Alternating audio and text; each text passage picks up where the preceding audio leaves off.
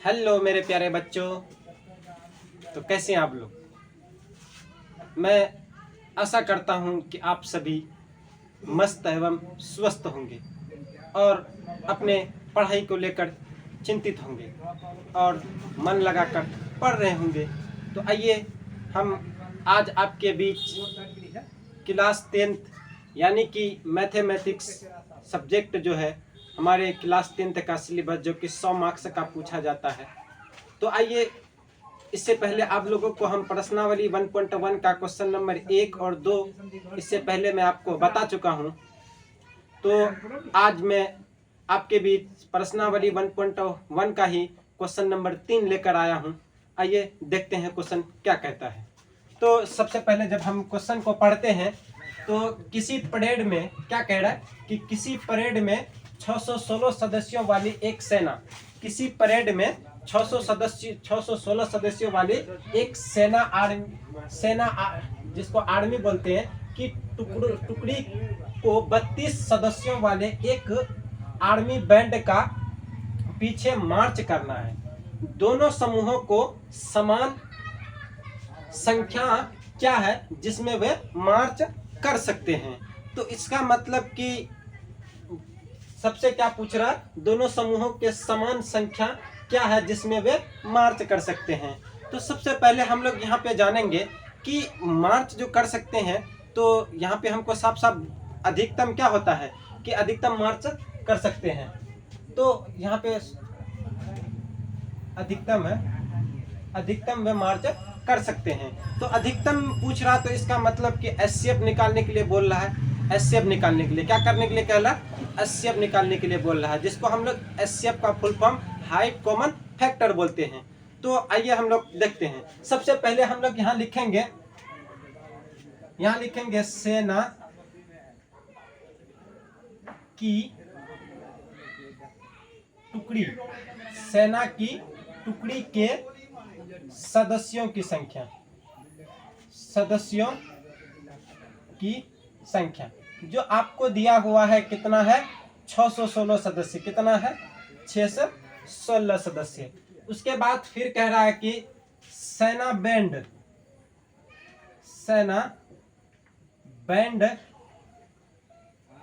की सदस्यों की संख्या,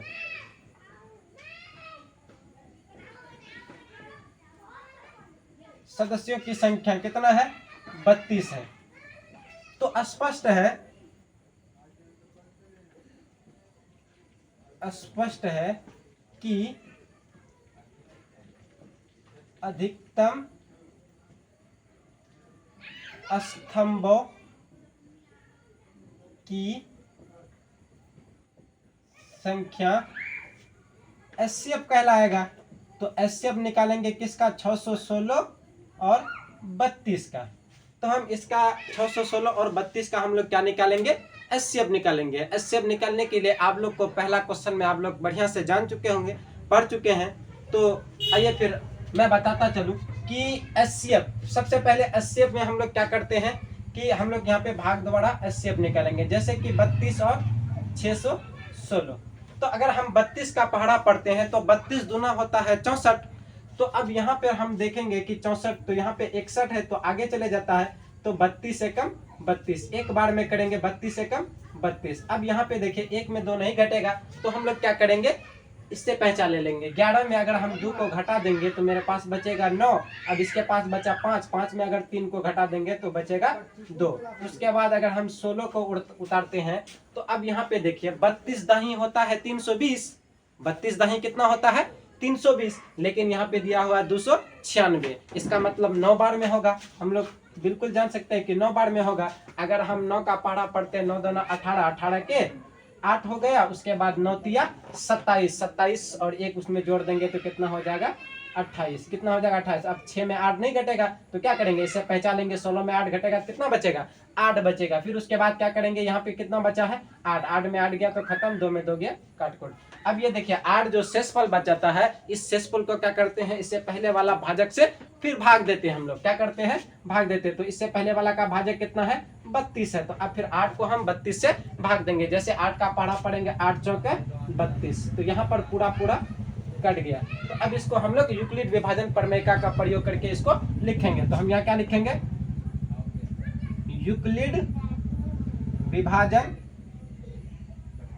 यूक्लिड विभाजन प्रमेयिका से, यूक्लिड विभाजन प्रमेयिका से। तो आप लोग को पता है कि यूक्लिड विभाजन का प्रमेयिका क्या होता है, a बराबर बी क्यू प्लस आर, जिसको हम लोग हिंदी में क्या करते हैं, पूरा नाम शॉर्ट नेम में हम आप लोग को पहले बता चुके हैं कि भाज्य बराबर भाजक गुना क्या होता है, भाजक गुना भागफल, क्या होता है, भाजक गुना भागफल, और प्लस में क्या होता है, शेषफल।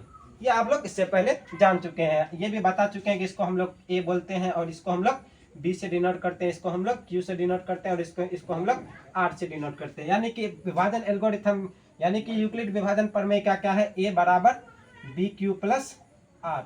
इससे पहले हम आप लोग को बता चुका हूं कि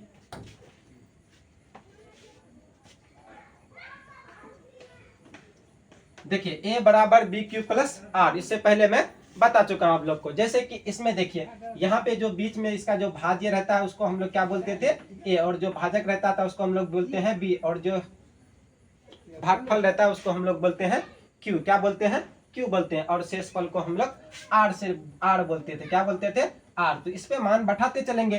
तो ए के जगह पे कितना लिखेंगे, 616, और बी के जगह पे कितना है, तो बी के जगह पे 32 गुना क्यू, क्यू के जगह पे कितना है, तो 19 है, कितना है, 19, और आर प्लस आर के जगह पे 8 है, शेषफल कितना बचा हुआ, 8। फिर उसके बाद इसका देखिए इसमें ए का मान कितना है, 32 है, तो यहाँ पे हम क्या लिखेंगे, 32। उसके बाद भाजक कितना है, बी जिसको हम लोग बोलते हैं वो 8 है। उसके बाद भागफल कितना है, 4 है, जिसको हम लोग क्यू से बोलते हैं, और उसके बाद शेषफल 0।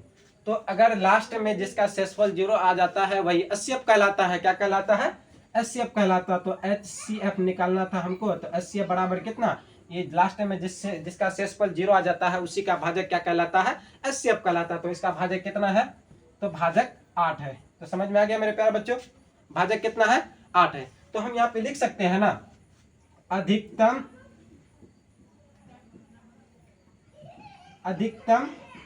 स्तंभों की संख्या कितना हो सकती है, तो 8 होगा, कितना होगा, 8 होगा। मैं उम्मीद करता हूं कि आप सभी को समझ में आ गया होगा। तो इसी तरह से आप हमारे साथ बने रहिए।